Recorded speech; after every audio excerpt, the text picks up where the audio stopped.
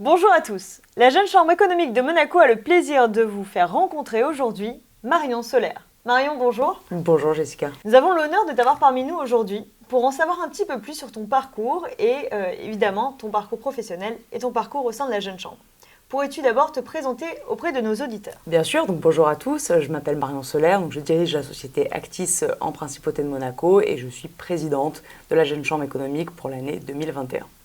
2021, oui, mais également 2020, où nous avons eu le plaisir de t'avoir en tant que présidente, durant une année qui était assez particulière et difficile pour tout le monde. Pourrais-tu nous expliquer ce choix de représenter ta candidature pour 2021, sachant que c'est un petit peu exceptionnel au sein de la Jeune Chambre, étant donné que lorsqu'on exerce un poste à responsabilité, généralement c'est pour une durée d'1 an. Oui, tout à fait, c'est vrai qu'on tient à la Jeune Chambre économique au principe one year to lead, donc où on fait vraiment 1 an, chaque présidence dure 1 an pour pouvoir assurer un renouvellement constant de notre mouvement et bien sûr au vu des circonstances, je me suis senti la responsabilité et le devoir de porter ma candidature à la présidence pour une 2e année consécutive. Pourquoi? Puisque effectivement, comme tu l'as dit, l'année 2020 a été réellement exceptionnelle à tous les sens du terme. On ne s'attendait pas du tout à cette situation pandémique mondiale.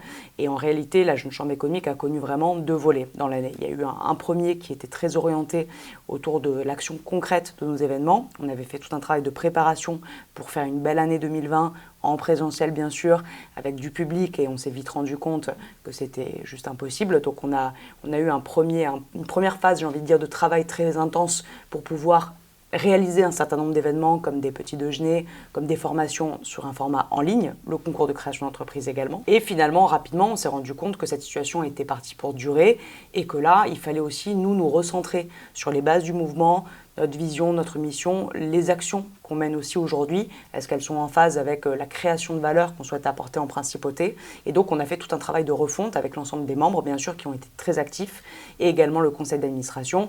Et je me suis sentie tout simplement la responsabilité et l'engagement de devoir porter ces changements l'année prochaine pour assurer une continuité. Et c'est pour ça que j'ai eu l'honneur de présenter d'abord ma candidature et surtout d'être élue. Et donc, je suis ravie aujourd'hui de poursuivre à la tête de la Jeune Chambre économique de Monaco pour faire avancer les entrepreneurs de la Principauté. Merci beaucoup Marion. Merci à tous et nous vous retrouverons pour le prochain portrait de la Jeune Chambre économique.